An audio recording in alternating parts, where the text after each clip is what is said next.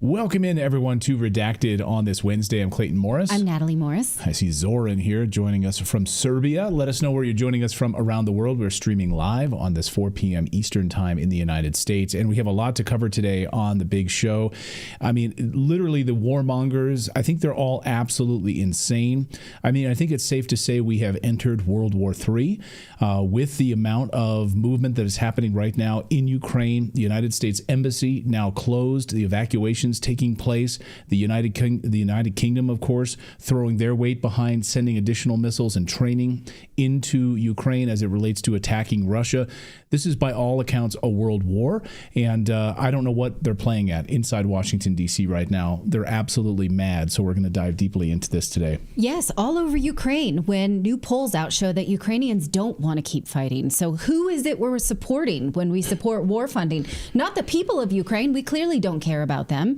We care about the warmongers, I suppose, because that's what the media wants you to care about. We don't. We want peace. We are peace extremists. That's our main platform here. We're not partisan other than full-on peace platform. We're also going to talk about Seymour Hersh's recent report about Gaza and how he calls it a full-on Holocaust there. It's horrifying, but we're going to take a look at that because he's a journalist that we trust. Well, and Seymour Hersh, of course, who's the one who broke the Nord Stream pipeline story wide open. So again, yes, he has impeccable sources. So we're going to look at that. We're also going to look at what's going on in the UK right now. Zelensky, of course, who is the commander of the Ukrainian military in the UK right now, meeting with Ukrainian troops who are being trained by the UK government. Did the United Kingdom, did the British people sign up for this? Like, if you're joining us from the UK right now, are you excited that you're about to be attacked by Russia? Are you excited that your country is leading us into a nuclear war right now? So we're going to look at Jim Ferguson's going to join us to talk about the UK. We're going to ask him angle. exactly that. How much, Jim, do you want you and your kids to be dragged into a draft for war? Because the UK has said that they need to do that. Also, do you know about Canada? You know, Canada, that country up north? I'm familiar. Super nice people who are about to be invaded because of Justin Trudeau's wide open border policy. And you have right now Ottawa, Montreal, Toronto setting up migrant camps to handle illegal immigrants coming across the border. Sound familiar? And oh, by the way, what's amazing is, too, they're going to be setting up these migrant camps right next door to children's playgrounds. So that'll go well. Cool. Canada, we're going to dive deep into that. All of that and more on today's show. Welcome in. Let us know where you're joining us from. Great to see everyone. I see Serbia here, the United Kingdom. Great to see you from all over the world, from Africa today. Thank you guys for joining us. We're streaming live on YouTube, on X, and on Rumble. We're going to get to all of your news in a second here, but we have our Redacted store. I should mention our Redacted store because it's built on Shopify, and a lot of people are getting ready to make their purchases for the holidays. And if you have a Redacted fan out there, somebody who would like one of our products, you can go over and check it out. But Shopify it handles the entire back end right now of our entire platform. Yes. Sorry. They do, in fact. And if you'd like to launch a store, you can go on Shopify too and build your own store with whatever it is that you have an idea to build, because Shopify will help you launch your product from the idea stage to the I just made $1 million stage. And in between, of course, you need a bang-in website. You need to know how to handle e-commerce. You need to know how to take payments. Shopify can handle all of that, and they support you around the clock as well. So you don't need to learn coding. You don't need to learn to make a website. You can launch everything on Shopify, and they take care of it for you. Right now, you can go to shopify.com/redacted, and you can sign up for a $1 per month trial period so you can try it out, because of course you see people are willing and ready to shop right now for the holiday season. You need to get your product out there. Show them what you've got, no matter what it is, whether it's friendship bracelets, pottery, whatever it is. The world needs to see your friendship bracelets.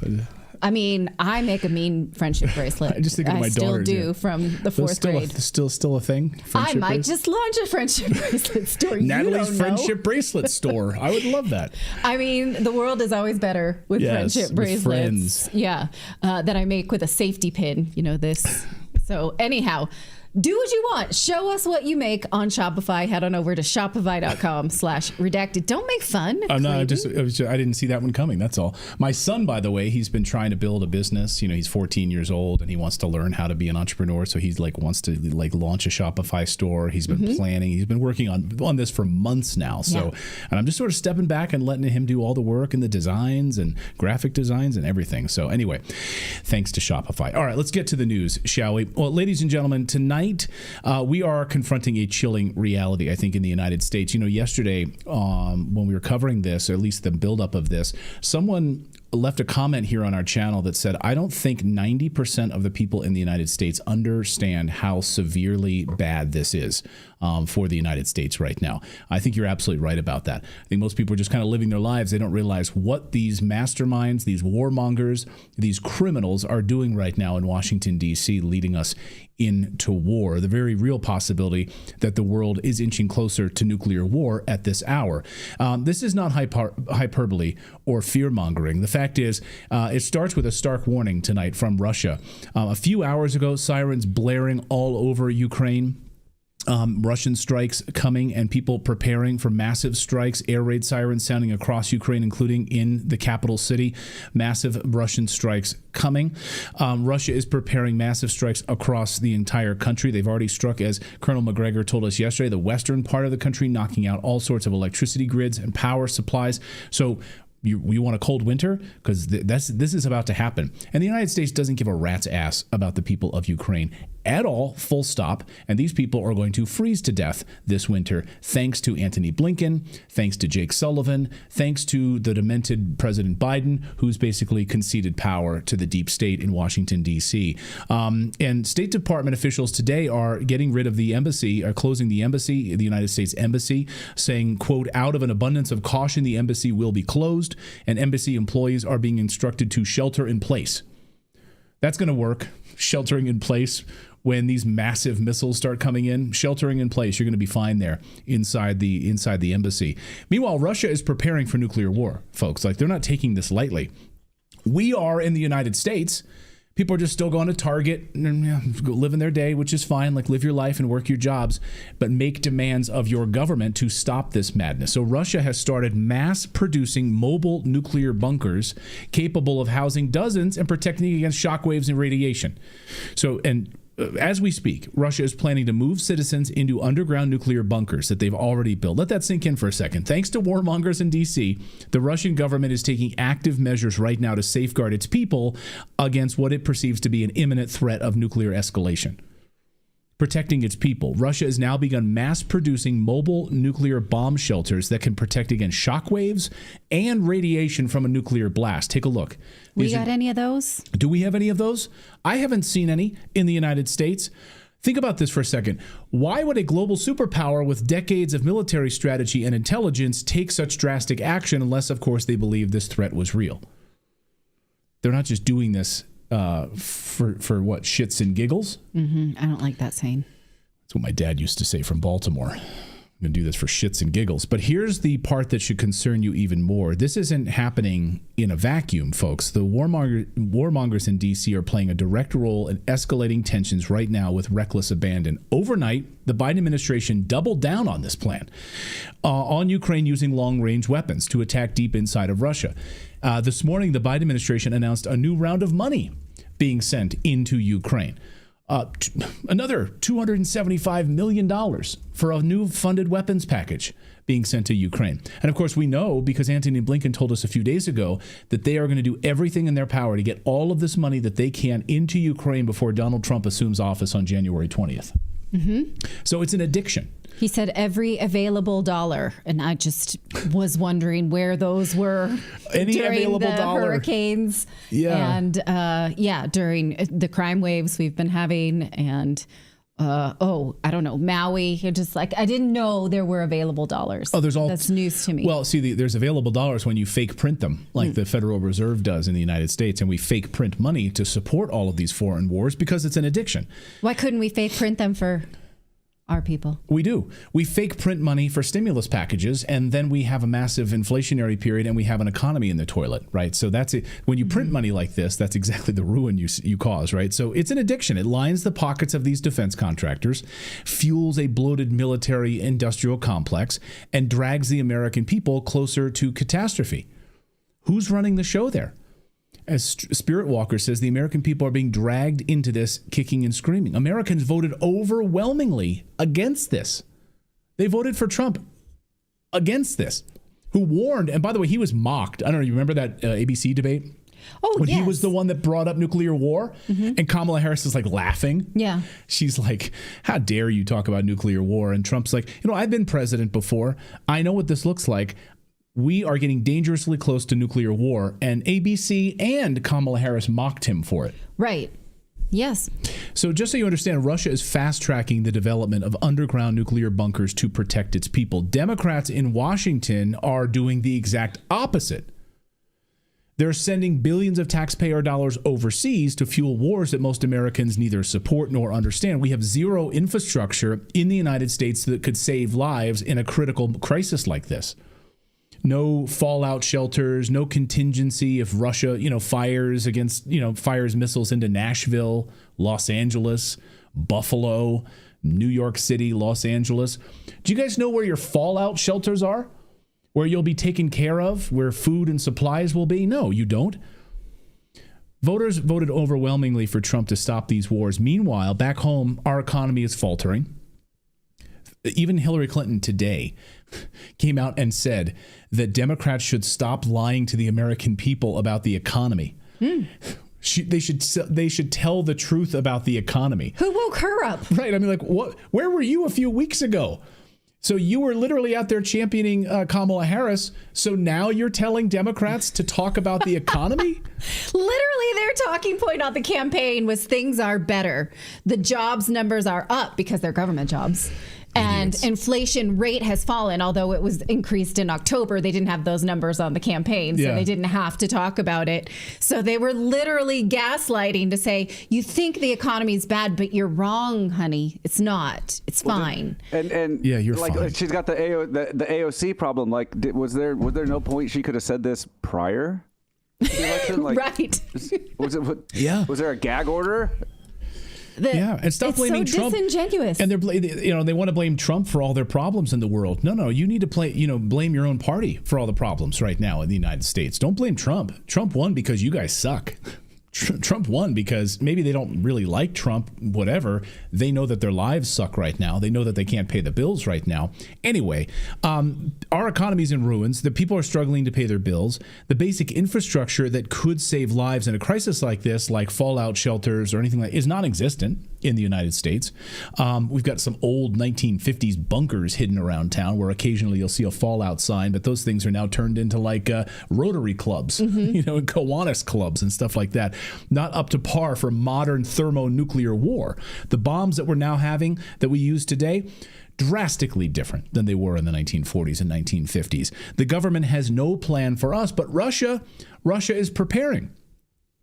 And also the Biden administration is now violating once again another one of his own policies and okays anti-personnel mines for Ukraine. This happened earlier this morning. So what in the world is happening? Who is running things in the executive branch? All of these things Biden was explicit about, that we will not allow this.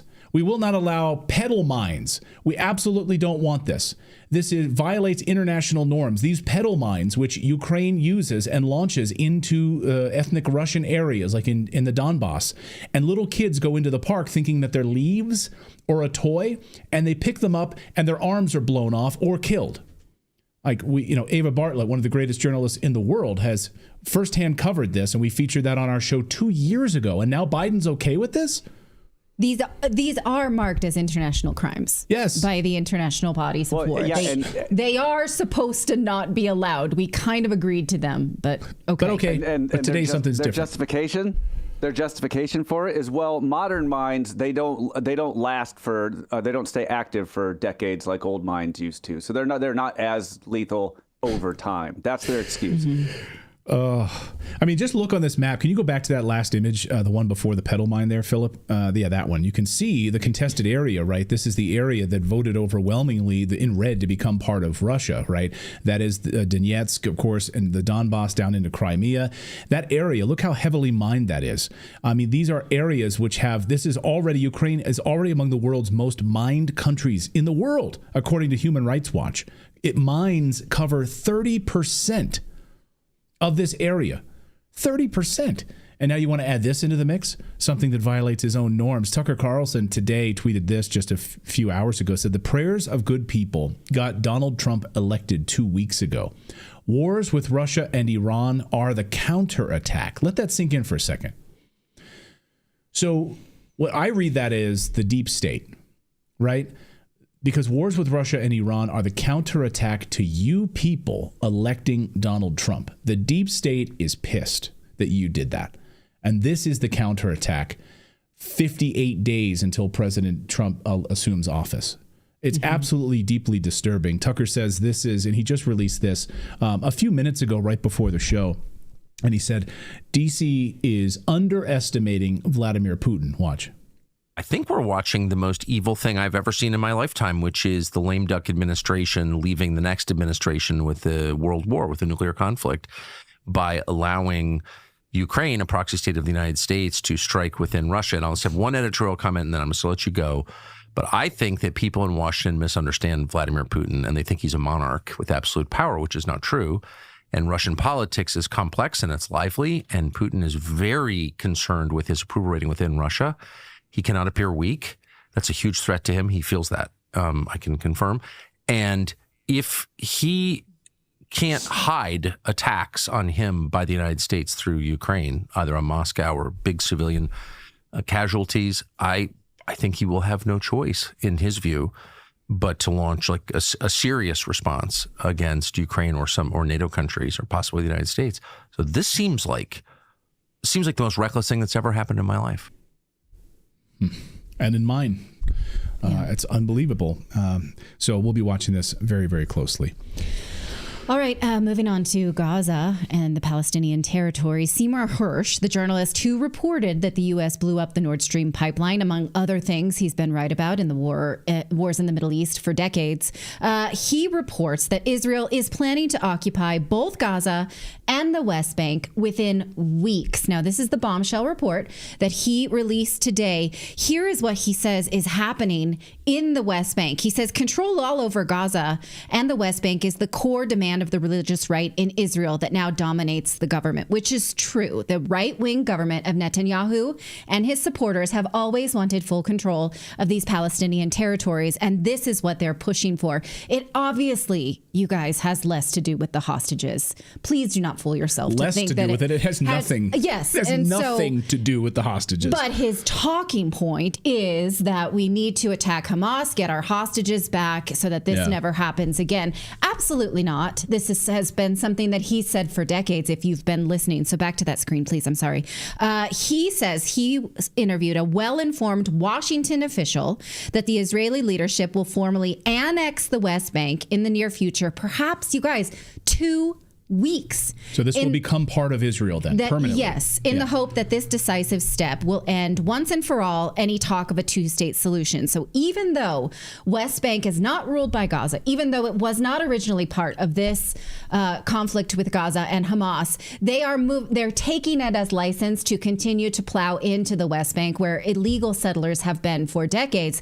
And they're just going to say, okay, game's over. It's a rip the Band-Aid type situation because the world's letting them. Here's what he says about Gaza and that it's even worse. He talks about this person today and how he spoke to somebody and it's incredibly difficult for journalists to get in. But here is the report that he condensed and he warns you it's not pleasant reading. I'm going to underline that, but we're going to read it because we're brave enough to look at things we don't want to see. It says the conditions in the north of Gaza are Holocaust. conditions. We don't use that word because it has a special place in the Western imagination and heart, but this is a Holocaust in terms of collective punishment and dehumanization and the technical tools. It's a Holocaust 80 years later being done remotely and on people's bodies. He says a missile is dropped in a densely populated civilian area, tents mostly, and then you have drones coming in after to pick off people one by one. So think about that. You didn't get killed by the bombs, the drones come in after. This is absolutely dystopic fiction. That's reality. He says we didn't have the drones in World War II, but we do now. And the logic is pretty much the same.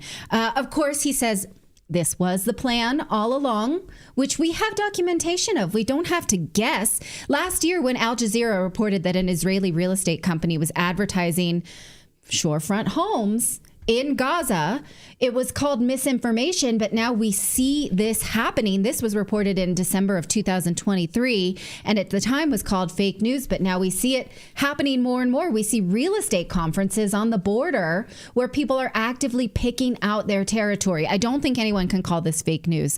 And again, according to Hirsch, this plan is coming together just like this, that the Israelis have built roads and bypass roads and corridors in the north of Gaza, and they're starting to nicely connect all with each other, as you can see when you look at the satellite images. The Israelis always said they were going to do this, and those living in Palestinians in Gaza will either be exterminated en masse, or as they are now, or they will be pushed south where they are humiliated and stripped and tortured and have to endure unbearable conditions. This guy or girl, we don't know who it is, and he says anyone I speak to recently who came from the north to the south describes the horrid condition of having their children taken away from them.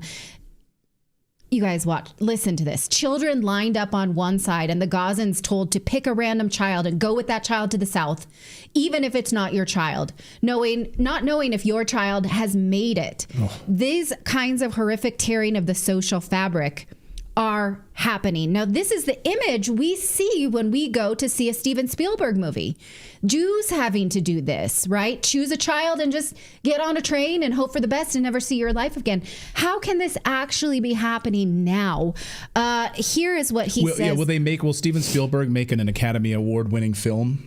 Right. Do we? Oh, well, 4 decades later, where we'll see this, and by some kind of Steven Spielberg who gets the right to show us this. Take a look at this. What he says, that the social fabric of the Palestinians is being sundered. He says here, there are kids coming into hospitals. That one. Can we put that up? Do you have control, Philip, or have we missed it? Thank you. Kids come. Oh, that's okay. I don't want you to think that this is coming from me. It absolutely isn't. I want you to see it for yourself. I think we all need to look at this with our 2 eyes, if we can. There are kids coming into hospitals from stab wounds from uncles and fathers because they ate too much. So this is how a family becomes dehumanized, caught rape coming in from within the community because they're suffering. People are being tortured to the fact that there now is a dog-eat-dog world. I mean, it's a breaking of the social fabric after a year of hellish nightmare. So what then about the U.S. response? What will other allies of Israel do, or allies of the Palestinians? What will anyone do? Well, this source says they feel there is no leadership in the United States at this moment to stop them. There's nothing to stop them. And this is how really the Middle East feels, period. There will be a new phase, and suddenly the world's attention will go away from Gaza and Lebanon, and everyone will be talking about the annexation of the West Bank in a month or two. So, okay, you guys, it's November 2024. In January, we're going to refer to this. Well, no, weeks, actually, in just a few weeks. And we'll see. Do we care now about the West Bank? We've sort of cared about it. Recall that Airbnb had taken settlers' homes off of the West Bank when they realized, maybe we shouldn't have occupied territory on the West Bank that's been stolen. And then they put it back on with a disclaimer, right? And so can you imagine going on Airbnb, like you're trying to book a home in the West Bank, and you're like, so I see this home that we were thinking about going on vacation was taken from somebody. Yeah. Is that in the Airbnb disclaimer? You can see it, right? Okay, go ahead, Philip. I also feel that last image we had up where they said that they feel there's no leadership in the United States. I mean, I think it's if that's what they feel, I wonder if they're aware of how much worse it is that the leadership in the United States is actively working against them, actively supplying the people perpetrating these atrocities on them, and they're lining up to invest in the place where they used to live that they've now been kicked out of. I mean, that's the leadership in the United States. Well, I think that the them that we're talking about here is actually Israel, that Israel feels there's no one to stop them. Or I don't know. Actually, they could. Yeah, who's going to stop Israel, by the way? I mean, so there are some reports that President Trump spoke with Netanyahu and told him specifically, you have until January 20th, and then it's done. Like, it's over. So when he gets into office like this, so I don't know if they're ramping all of this up, trying to do as much carpet bombing as they possibly can ahead of time to annex all of this land. Of course, it's always been a land grab. Follow the money. Of course, we've covered the trillions of dollars in minerals and natural gas that they're about to steal. So, I mean, there's no one in White House to stop them. They're not. I mean, who's in the White House? Antony Blinken is literally our president of the United States at this moment, and he is fully in the tank for Netanyahu. Yeah. And so we should, again, disclaim to you that we don't know who this source was that was speaking to Seymour Hersh. We think that most of his reporting has always panned out. And so that's why we trust him, and we think that we should collectively read this. It's happening right now. We're sitting by while it's happening. So yeah, read Seymour Hersh's reporting on this and let us know what you think about his report on this. All right, let's talk about this, the mainstream media. So Trump has been picking a lot of his cabinet members, of course, and they can continue to come in. He just picked Dr. Oz yesterday and a couple of other individuals. Well, Trump's cabinet pick of Congressman Matt Gaetz has liberals in the deep state freaking out.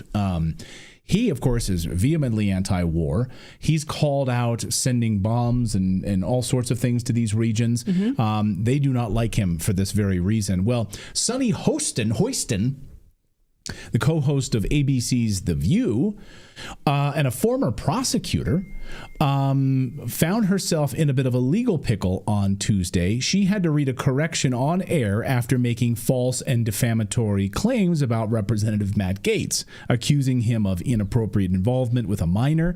And then during the commercial break, somebody from ABC's legal department must have made a phone call, because when they came back from this break, 3 minutes later, within 3 minutes, she had to completely walk the entire statement back, and she had to read something from ABC News's legal department. So watch this, and then watch this, and look for how sincere she is too. Like, just let's judge the sincerity. I mean, I don't like to judge people, but yeah, let's judge the sincerity. Watch. How could you nominate someone with allegations of child trafficking across state lines and having sex with a 17-year-old? My understanding, further on in the interview, they discussed the fact that once he finds out that she's 17, he stops having sex with her.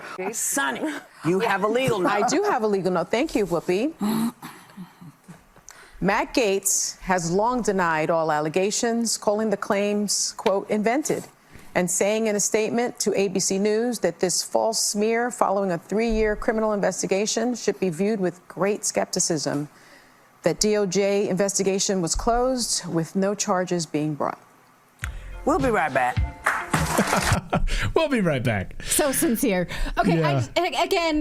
I have a hard time with her being so upset about child trafficking when we had a report from ICE during the Biden-Harris administration that showed that at least 300,000 children were lost to child trafficking. So you care about it if it's Matt Gaetz, but you don't if the Biden administration is doing it. I'm so curious. Yeah. Which children do you care about being trafficked? Well, they don't care about the 350,000 that they've lost and that they can't. I know. Anyway, go ahead, David. No, it's Philip. Well, I was just going to say, she looked like a kid that had just been scolded and told to apologize to your sibling. Well, and she's a lawyer, right? So she's a prosecutor. Yeah. She's like, I don't like being told this by other lawyers. So other lawyers from ABC News are basically like, you're probably going to be fired, like, unless you make this legal statement, because we don't want to be sued. Because she knew, like, what's going to happen there. They'll go after them for billions of dollars. I just wish I was there during the commercial break when they made her do it. She probably had an absolute fit about it. I hope the studio audience saw that. I think her body language and demeanor there in the sort of like addendum on that was, I think she was doing that like to be sarcastic, like they're making me say this, and that's why she was saying it that way. Yeah. Yes, for sure. Absolutely. Yeah, that's very astute. I'm very on a astute. leash here, Like- but I do not mean it. She's reading it like, so Matt Gaetz has never done this before. Like What I just said should be taken with Like- extreme it was caution. Like a verbal eye roll is what that was. Right. Yeah. Well, Matt Gaetz, speaking of eye rolls, so Matt Gaetz eye rolled when he published this tweet shortly afterwards, or a post on X, and see his eye roll icon there. Like, what the heck? Do you think that's what that is? I thought it was like I'm watching. I saw that. I mean, it's either I'm watching or like I'm like, whoa, I can't believe they made her actually do that and apologize and actually tell the truth. Kind of, am I actually seeing that happen? I mean, I don't know. You're right, though. I've seen so many liberals melt down on X in the past week, and they're like, how could you possibly elect a convicted felon and rapist is what they call Trump and everything.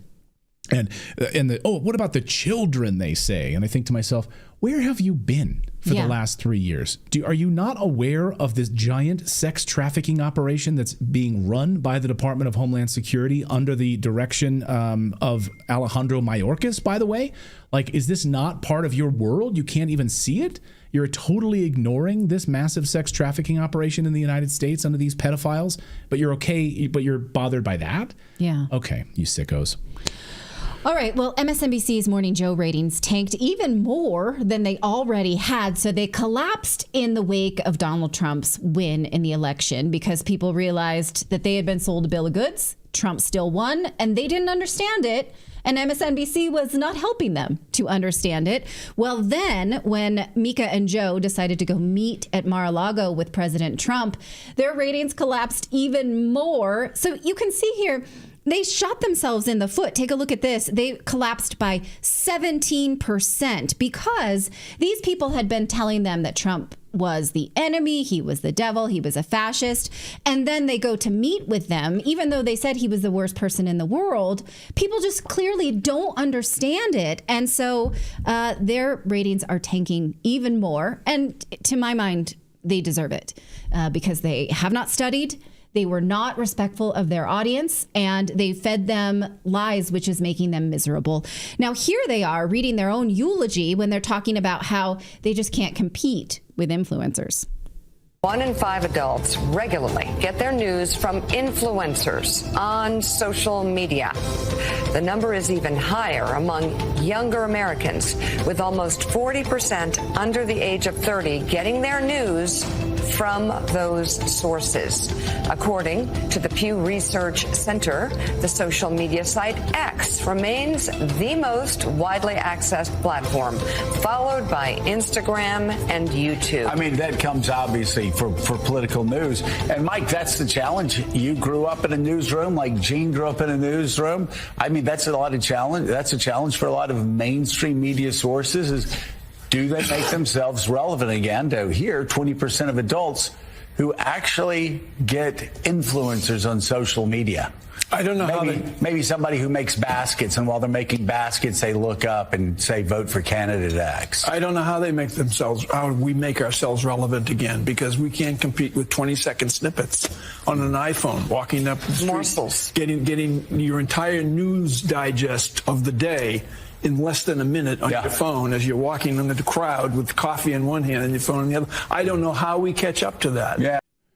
Yeah, well, See first how of all, they so you're though, like, it's just people making baskets and then promoting a candidate. Like, they're not as good as us. They're somehow laborers who then spew their politics.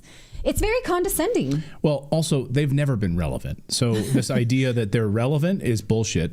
But also the idea that you're competing against 20-second snippets and sound bites is also total garbage. We have tens of thousands of people watching this show right now. Mm-hmm. This show usually goes about an hour or a little bit more, depending on how verbose we happen to be that particular day, right? Or if an interview goes longer. So people will sit and watch our show. We look at the data.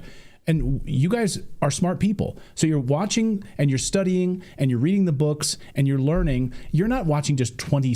So basically, they're condescending down to people, basically saying that all of you right now, you're just watching little 20-second sound bites. That's all you're watching. Right. And maybe they can compete by studying harder, respecting people, looking at both opinions, and being open and admitting when you're wrong. That's how you endear your audience. So they're sitting there literally going, we don't know what to do. Well, They're and thinking, Joe Rogan does a 3-hour show. I've done my best, right? Yeah. Joe Rogan does a 3-hour show. Right. It's the #1 show in the world. Yeah. And Tucker Carlson does, his They're like 2 giving hours. themselves the excuse that their audience is getting stupider, not Right. that they have to work harder How to do we deserve become them. more relevant? Yeah, absolutely. So, okay. I'm absolutely, I don't like to be mean-spirited, but I am enjoying this pain from them because they lack humility. They need to say they're sorry and admit where they're wrong and stop condescending people and thinking that they're better than others. That's right. Hey, we've got more news here coming up. We're going to talk about what's going on in the United Kingdom right now. Jim Ferguson's going to join us. We're going to deep dive how are Britons happy about being pulled into World War III right now because they're training Ukrainian soldiers there. They've handed Storm Shadow missiles right now that they're firing inside of Russia. Yes, this is not just a U.S. versus Russia situation. This is a global world war that we are descending into. We'll get there in a second. But first, we got to tell you about our friends over at Ramp. If you want a better way to simplify your financing operations for your business across expenses, vendor payments, and accounting, if so, Ramp could be a complete game changer.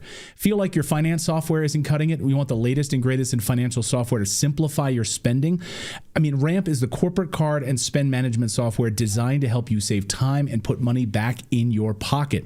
Basically, Ramp gives finance teams unprecedented control and insight into your company's spending habits, right? So if a bunch of employees are like using the company credit card inappropriately, all of that is going to be flagged. You can set limits and restrictions. You can automate your expense reporting so you can stop wasting time at the end of every month. And Ramp saves you. Businesses that use Ramp save an average of 5% for the first year. If you run a business, you need to check out Ramp. Ramp is easy to use. You can get started very easily, whether you've got 5 employees or 5,000. No, it doesn't matter. No part of it doesn't matter how large your company is when you want to start using Ramp. And you can get $250 when you join Ramp today. Just go to ramp.com/redacted. That's ramp.com/redacted. That's ramp.com/redacted. Disclaimer: cards issued by Sutton Bank, member FDIC. Terms and conditions apply.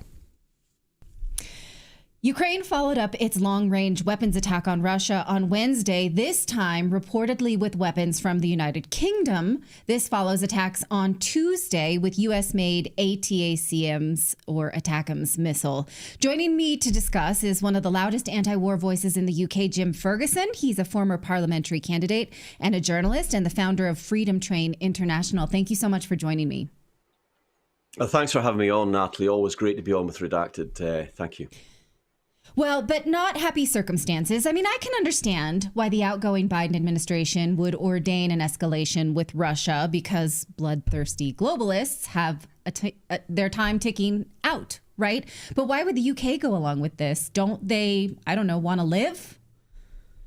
Yeah, well, I mean, you raise a very, very important point. You know, there are top generals in the United States warning about the risks of Biden remaining in power. For any length of time. Although he is outgoing, thank goodness, Donald Trump, as president-elect, is preparing to take power in the White House again. Nevertheless, we face a very dangerous situation. And, in May 2023, the UK supplied Storm Shadow cruise missiles. These are long-range cruise missiles that can penetrate up to 250 kilometers.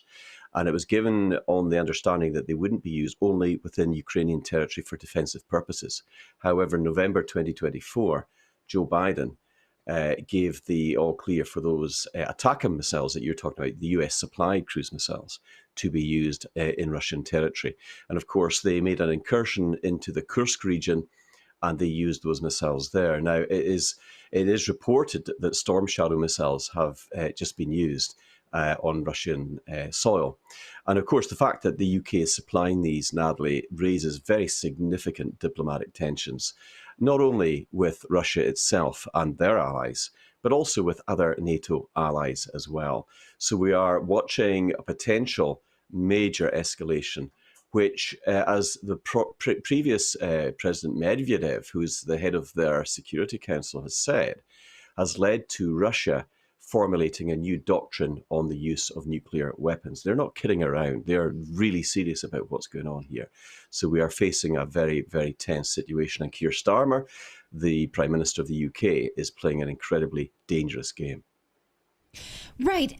And I think most people don't understand that we are allowing Ukraine to attack inside Russia where the war is not. So where most people maybe think the war is, it's not in Russia's border. It never has been. It's in the contested region of Ukraine. Ukraine is not even trying to fight to get that territory back because they have no hopes of it. If we refer to the map, the Donetsk region, the Donbass region, that is the contested territory. Ukraine has no hope of taking that back. So they're sort of playing dirty and poking from behind. And Russia has said that we will consider this an attack on the places that are supporting Ukraine, meaning NATO countries. So at least in the United States, we have an incoming leader who says, we're not going to let NATO control our foreign policy. We want peace. Just because NATO wants war doesn't mean we need to. In fact, the NATO head who was appointed today by Donald Trump, in the announcement, it even said, we'll put America first. Like, we'll join NATO. We'll go to your parties. We're not going to do what you say. But the United Kingdom has no such leaders. Am I correct? You're absolutely 100% correct. And the situation, as you've outlined, is 100% accurate.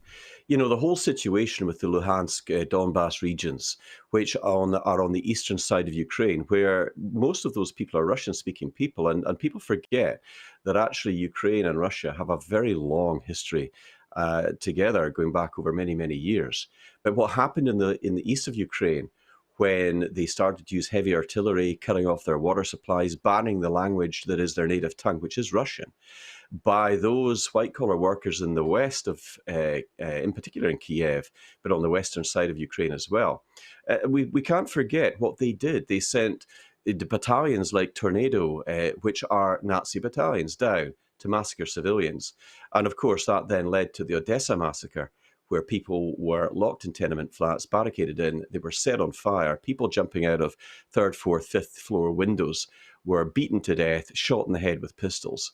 That footage is still around. And I remember watching it way back in 2014 as it unfolded. And I don't believe for one second that Russia had any real intentions of doing anything like some kind of land grab. But they couldn't sit back and watch their brothers and sisters who speak the same language and who share the same philosophy and cultural identity as most Russians. They couldn't just sit back and let that happen, because those were civilians trying to fight against Western-supplied military artillery units. And of course, it led to an agreement which Angela Merkel and various other leaders basically said was all a sham. They had no intentions of the Minsk agreement holding true. And that really upset the whole power play, because it's like being in business. When you make an agreement, when you agree to doing something or not doing something, you're bound by that, but even more so on the international stage. So they betrayed the very agreements that they had signed up to that would have led to a peaceful outcome. And all they really had to do was say that they would not be allowed to join NATO. That probably would have sufficed as far as President Putin is concerned, but they didn't. They double-crossed the Russians, and now they're paying a terrible price. And of course, those people in Ukraine who fought and who died bravely on the battlefields, they're not the problem. The problem is the corrupt leadership within Ukraine itself. And we all know that there is massive, massive corruption taking place there. Well, you can see evidence of Ukraine attacking the Crimea area down through Odessa after the Maidan coup. There's a documentary, and it is put out by the Russian government. But even if a modicum of it is true, it's shocking, because this is not at all what the Obama administration told us at the time. I want to refer my viewers to this. And again, it's Russian state media, but it is the opposite side of what we're being told. It's called Crimea, The Way Home, and you can find it on YouTube currently.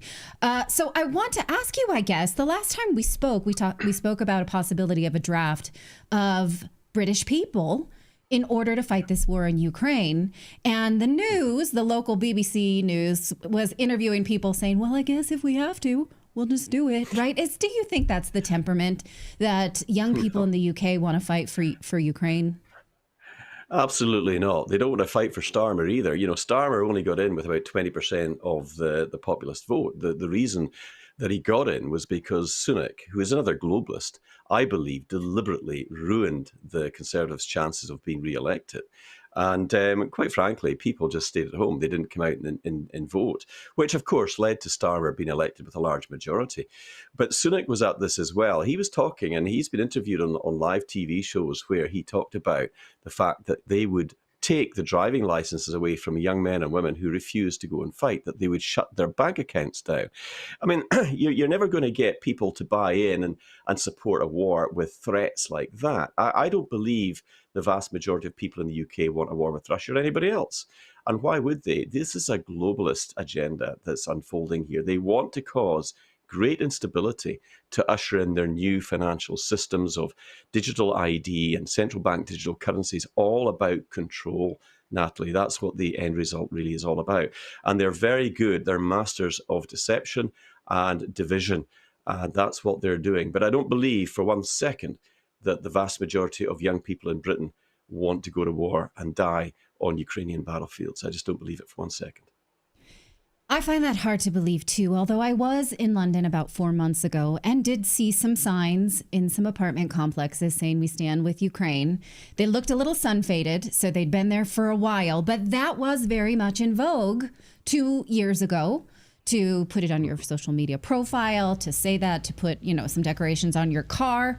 But I want to ask you about this because today Gallup released a poll showing that the majority of Ukrainians don't want the war. And in fact, the support to keep fighting has plummeted. Most of them want a peaceful resolution. Who wouldn't want that?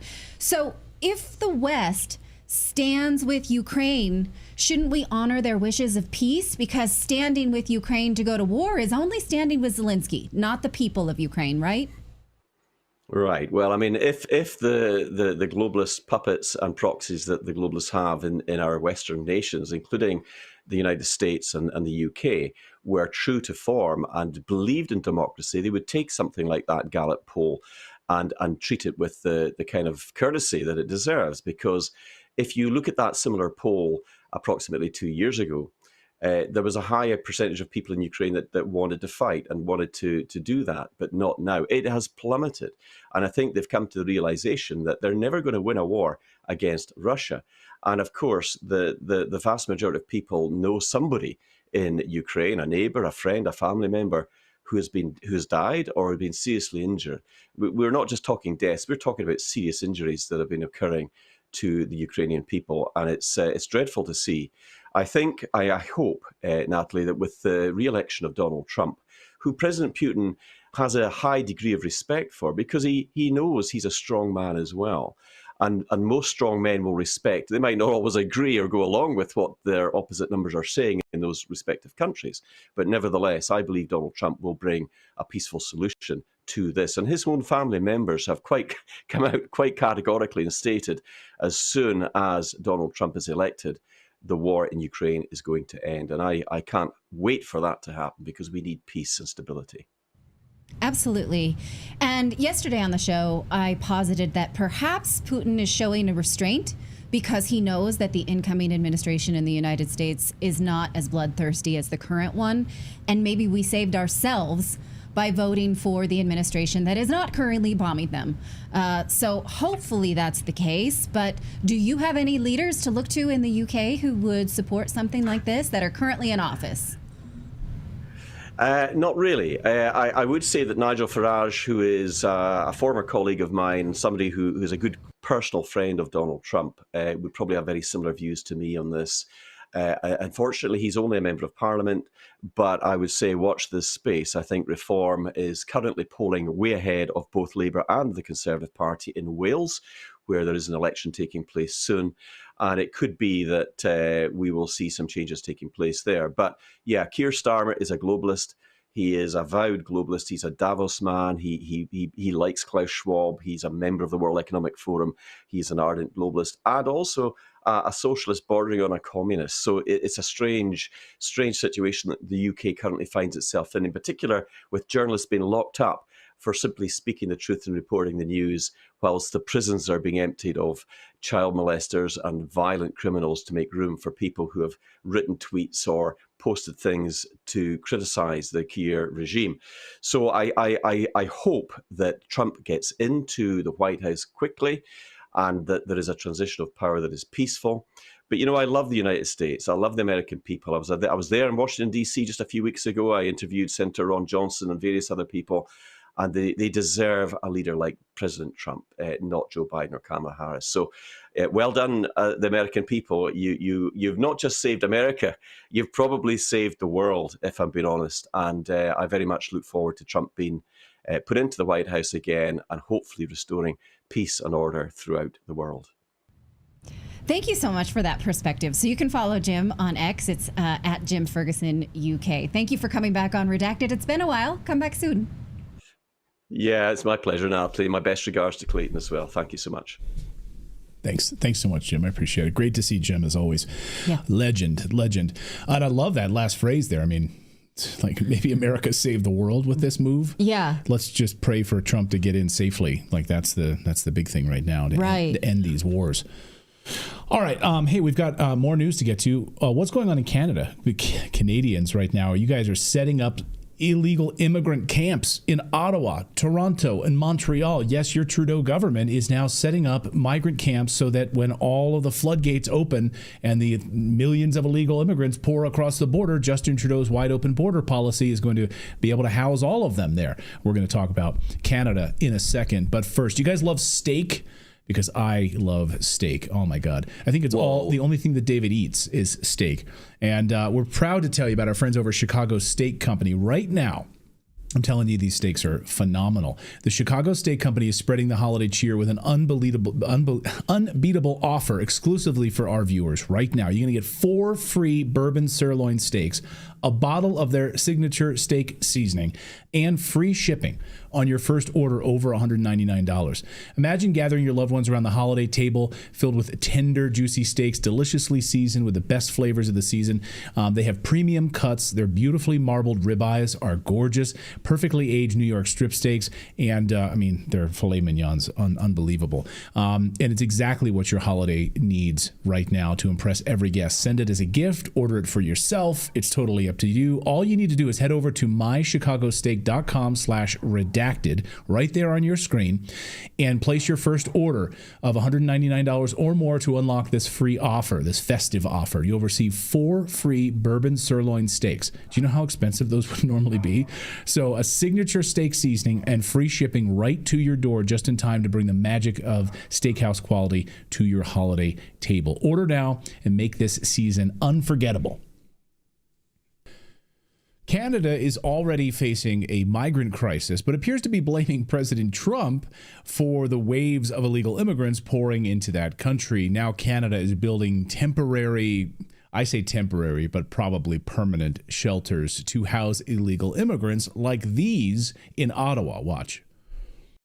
The sprung structures plan for asylum seekers continues to cause intense debate from residents in Ottawa. Transparency was a word that came up often at a rally in Canada today. Residents say they have a lot of questions and feel shut out by the city, saying they were never consulted about the plan to build the sprung structures. On the other side of the debate, advocates in support of the refugees say the plan is the best way forward.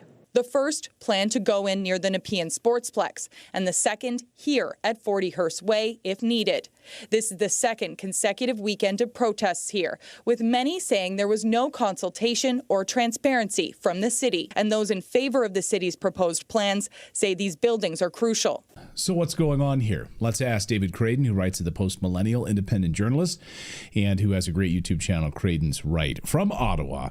David, so these structures are popping up all over Ottawa. What do you make of this? I make of this is Trudeau's response to the border crisis. And last week, of course, he hasn't been around for quite a while, but his deputy prime minister, Chrystia Freeland, was asked about it, as well as the foreign affairs minister, Melanie Joly. They both stared into the camera like a deer into headlights when they were asked these questions, because they pretended they really didn't know what was going to happen. They just understood that it's a different world now that Donald Trump is the president-elect and will be president in 2 months minus 1 day. But so what are they doing? We're building tent cities in Ottawa. We've already got tent cities underway in Toronto.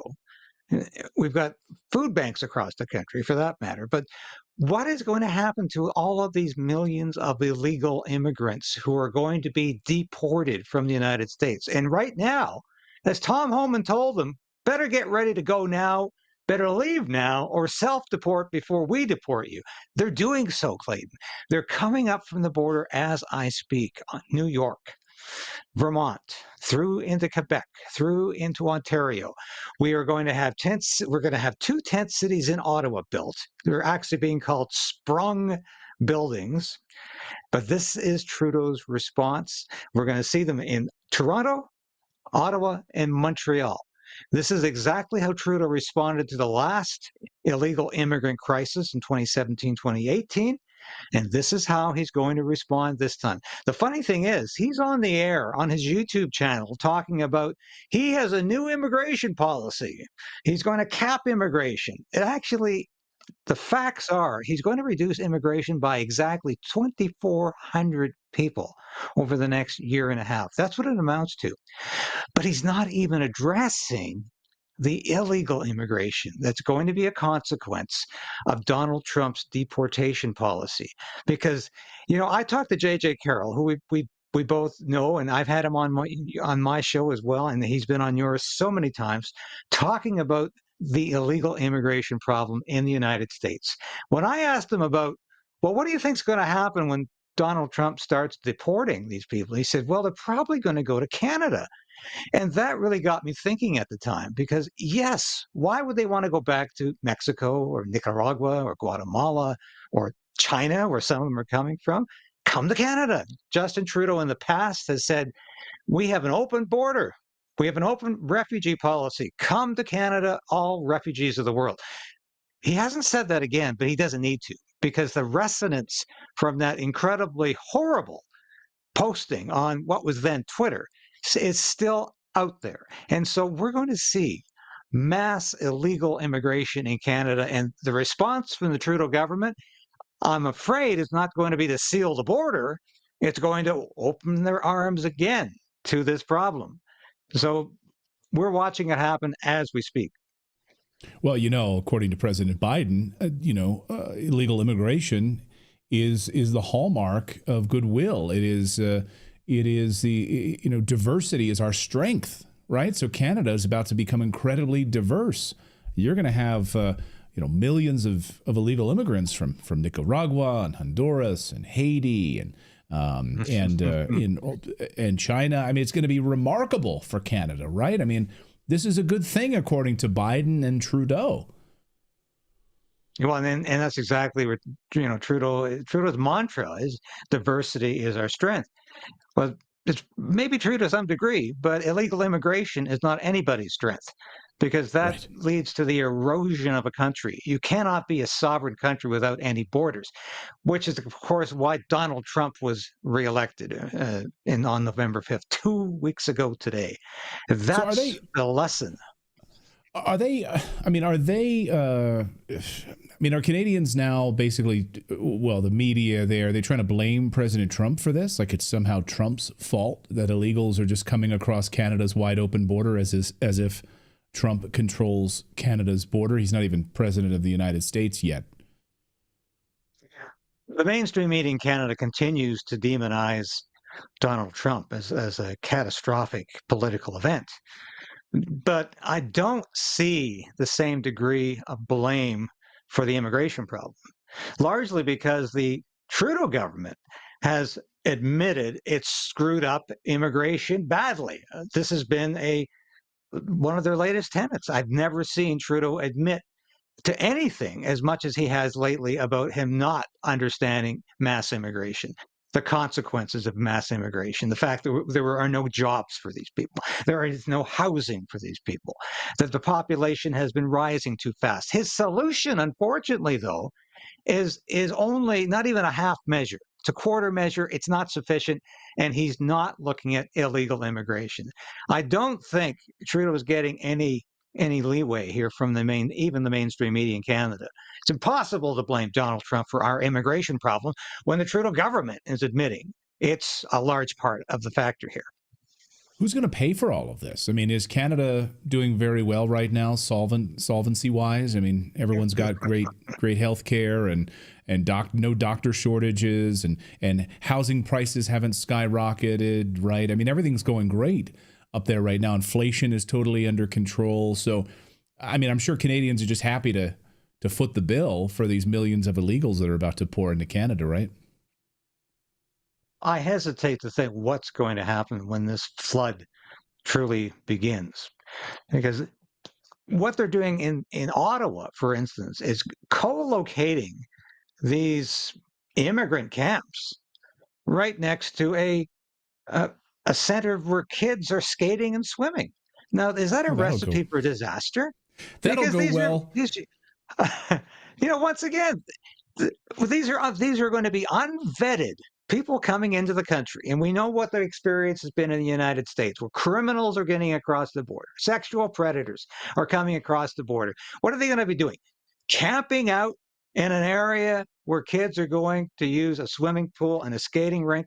Now, this is a recipe for disaster, for catastrophe, but it seems to be in keeping with Justin Trudeau's warped vision of the world, his complete delusion right now. All he cares about right now is Justin Trudeau retaining power as leader of the Liberal Party and as Prime Minister of Canada. He knows his days are numbered. Well, before we get you out of here, I wanted to play this little clip because this was, he's over, where is he right now? Where is the G20? It's in, Brazil. Brazil, yeah. So down there in the warm weather right now. And this was Justin Trudeau just the other day talking about, people in Canada struggling to buy groceries right now. And same in the United States, grocery prices skyrocketing. But it doesn't matter. Grocery prices don't matter. Here's what Justin Trudeau said should be the top priority. Watch. We're delighted to have Prime Minister Justin Trudeau. It's widely known that your government has been a leader on climate action, both at home and overseas, right? Well, first of all, we've known for decades now that in order to build a strong economy, we have to be protecting the environment. The challenge we're facing right now is that the direct pressures on individuals and households, the affordability crisis, that being kicked in the teeth by inflation around the world over the past few years, it's really, really easy when you're in a short-term survive. I got to be able to pay the rent this month. I got to be able to buy groceries for my kids, to say, okay, let's put climate change as a slightly lower priority. We can't do that. Forget about grocery prices. We got to save the environment. That is the most important thing. That's the existential crisis of our time. Well, is that not indicative of where Justin Trudeau's priorities are? This astounded people. I saw someone this morning, and I said, "Did you see Trudeau's comments? Oh, you mean about how it's more important to fight climate change than it is to pay for the groceries?" This man is not living in the same universe as the rest of us. He's never wanted for a meal. He grew up in a privileged atmosphere, the son, apparently, of a prime minister. Never had to ask for anything, but he has no cognizance. He has no comprehension of how some Canadians are going to food banks right now and can't afford their meals, and really don't give a damn about fighting climate change with his carbon tax, which is driving the price of food through the roof, which is driving the price of gas through the roof, so they can't even afford to go to work. Madness. The end of the Trudeau regime cannot come soon enough. To all of our Canadian viewers, my heart goes out to you up there. Please get this guy out of office. David Clayton, great to see you as always. Thanks for keeping them honest up there in Ottawa. Well, we do our best, Clayton, and thank you for keeping the world honest. Thanks, Dave. Thanks so much, David. You stay classy, planet Earth. Thank you, David. All right. Well, before we end the show today, we want to tell you about our friends over at American Financing, because holiday shopping's coming up. You might be feeling the stress of your finances like the rest of us are. Well, with the Fed dropping interest rates, now is a time to learn how to leverage your assets. And if you're a homeowner, there's no other better asset to leverage than your own home, because this is something wealthy people do all the time. They don't just just keep their home as an asset and don't touch it. They build their wealth, not through their day job, but by buying assets. So let American Financing teach you this. They can save their customers an average of $800 a month. We're not telling you to do it. We're telling you to learn it and see if it works for you. So head on over to americanfinancing.net/redacted and get that money monkey off your back. Or you can give them a call. It's 866-890-8434, or head on over to americanfinancing.net/redacted. One more time, that's americanfinancing.net/redacted. All right. And we ran a little long today with some of our interviews, and we apologize for our super chats being able to get to that. So what we're going to try to do is get to all of them tomorrow to the best of our ability. So we're going to round them up and do a big, maybe super chat Thursday for you if we can, because we're up against a kind of a hard break today with some other big commitments that I think you will enjoy a little bit later. I can't reveal it yet, but you will forgive us, I promise you, shortly. So thank you guys so much for watching our show today. Thank you for allowing us into your homes. Our numbers, it's amazing. Our live stream numbers are even about 15 to 20% higher than Morning Joe. So the people that are watching us on X, on Rumble, and on YouTube, we have more viewers than Morning Joe. So thank you guys here from the family of Redacted. We're not gloating. Yes, we are. No, we're not. F you, Joe Scarborough. Clayton, stay humble. Stay humble. Stay classy, San Diego. All right. Much love to all of you guys. We'll be back here. We'll be back here tomorrow at 4 p.m. Eastern time. Have a great night, everyone.